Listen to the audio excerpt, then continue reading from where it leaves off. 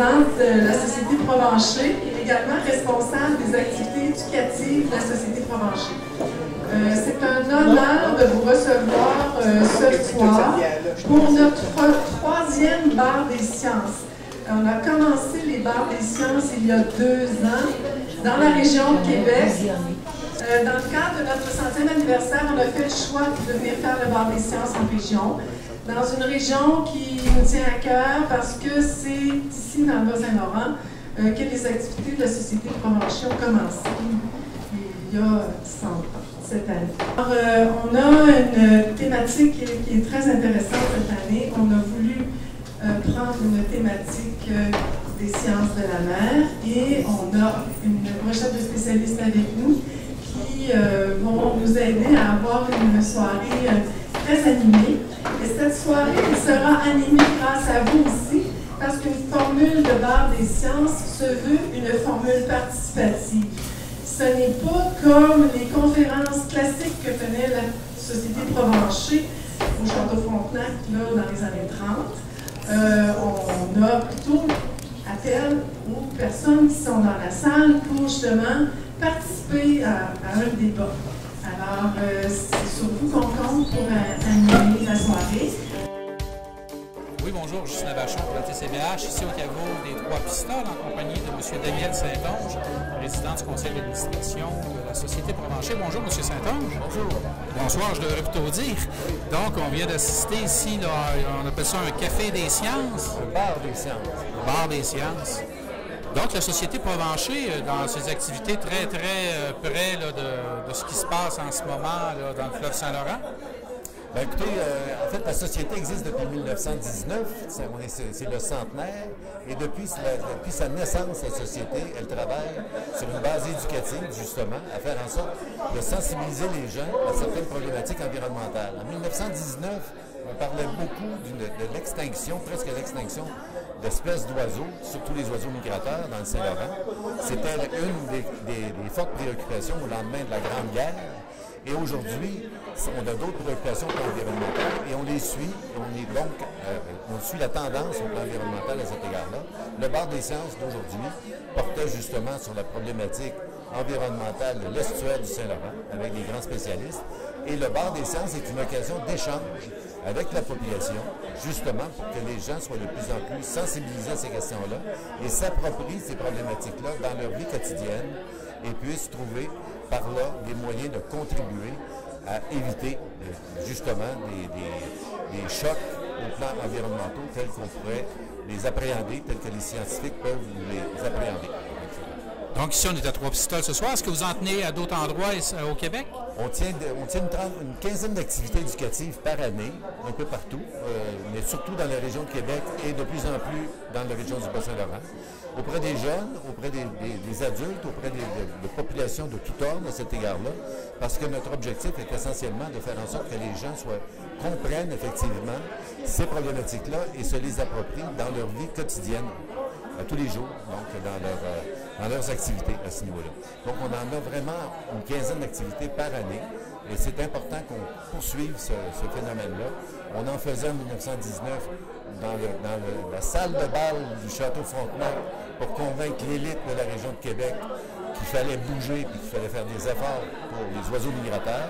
Aujourd'hui, on travaille auprès d'autres populations parce que la population est de plus en plus éduquée, mais mérite donc d'apprendre et de connaître davantage ces problématiques-là de plus en plus. Donc, on travaille sur ça une quinzaine de fois par année. Donc, les prochaines activités de la Société Provencher de même nature? On en a une quinzaine par année. On est en train de travailler sur la programmation pour 2020. À cet égard-là, on tire à la fin de l'année pour 2019 en ce moment. On a encore une autre activité avec Québec Oiseaux à Rimouski demain. Mais ça va une des dernières activités qu'on va faire pour cette année au plan éducatif. On approche de la période des fêtes et donc ça va diminuer. Mais on va reprendre après, au mois de janvier, février, encore avec une quinzaine d'activités, comme toujours à chaque année, dans différents thèmes, sur différents sujets. Il s'agit de s'informer auprès du site de la société, provencher.org, d'aller voir toute la liste de ces activités-là. vont apparaître bientôt. Donc, on dit provencher.org. Avec un A. Avec un A. Donc, Provencher, non pas Provencher EN, mais Provencher AN. Voilà. Donc, Provencher avec .org, Provencher avec un A. Donc, je vous remercie beaucoup, M. Saint-Onge. Merci. Et puis, j'espère qu'on va vous revoir ici à Trois-Pistoles prochainement. Bien sûr, ça va revenir. On va revenir. On est ici, on est à l'île aux Basques. On est à Trois-Pistoles, on est là pour longtemps, et très très longtemps. Merci encore une fois.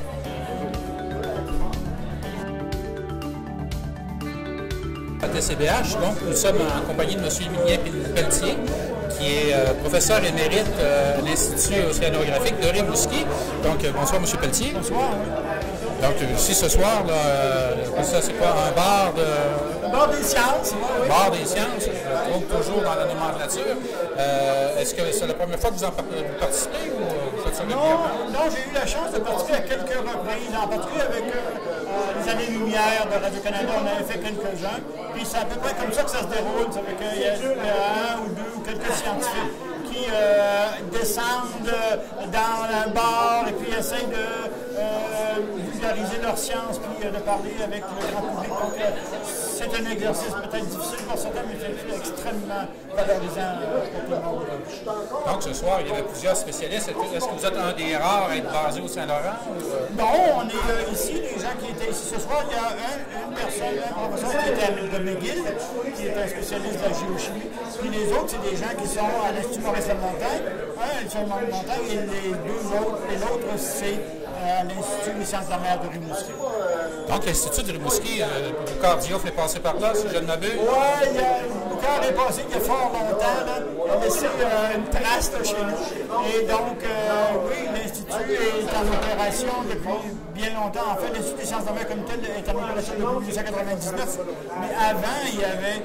En fait, c'est le résultat d'un regroupement de l'INRS, Océanologie, du département d'océanographie de Boucard. Donc, tout ça ensemble a fait le nouvel Institut des sciences de la mer. Donc, il y a des gens de partout qui viennent étudier là. Il y a des gens de la Côte d'Ivoire. À l'ISPAR, actuellement, on doit avoir pas loin de 50% des étudiants à la maîtrise de doctorat qui sont des étrangers. Donc, on recrute beaucoup dans les pays francophones, mais aussi en Amérique du Sud et un peu partout ailleurs. Des gens qui nous connaissent, qui apprécient la science qui se fait là, et qui viennent travailler au fond, qui viennent faire leur maîtrise de doctorat chez nous. Donc, vous êtes chanceux, vous avez le Coriolis 2 qui est mis à votre disposition. Vous pouvez nous en parler? Il y a longtemps qu'on n'en a pas entendu parler. Il flotte toujours.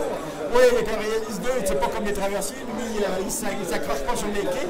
Donc, le Coriolis est un bateau océanographique qui est celui de l'UQAM, mais aussi des autres universités québécoises qui veulent l'utiliser. Et donc, il est spécialisé pour les sciences marines. Et il prend à bord 12 à 15 scientifiques à chaque fois qu'il sort. Et il va faire des missions océanographiques dans l'estuaire, dans le golfe.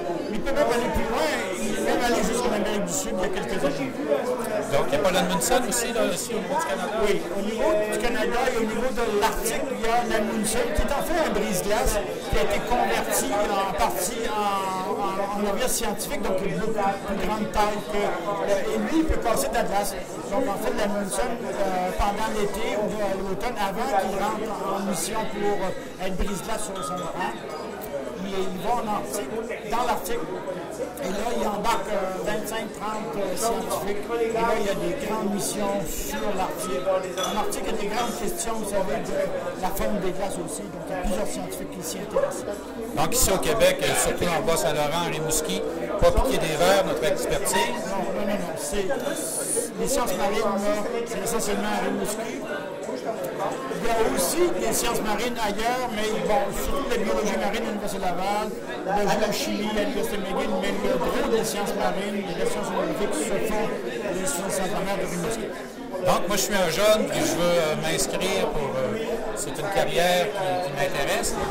On communique comment? Donc, on commence d'abord par faire son baccalauréat en sciences. C'est déjà un premier élément. C'est très ouvert comme domaine de sciences. Hein. Il peut être en chimie, il peut être en physique, il peut être en mathématiques, il peut même être en génie.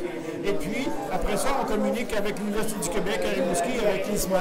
Et là, il y a, sur les pages web, il y a tous les diplômes qui sont donnés, mais essentiellement la maîtrise en océanographie pour commencer. Puis, si vous avez la piqûre de la recherche, puis ça vous intéresse à ce point-là, il y a même le doctorat en océanographie qui peut suivre. Bon, Ça nous a fait infiniment plaisir de vous recevoir, M. Pelletier. On vous souhaite une bonne continuité par les sciences. Merci beaucoup.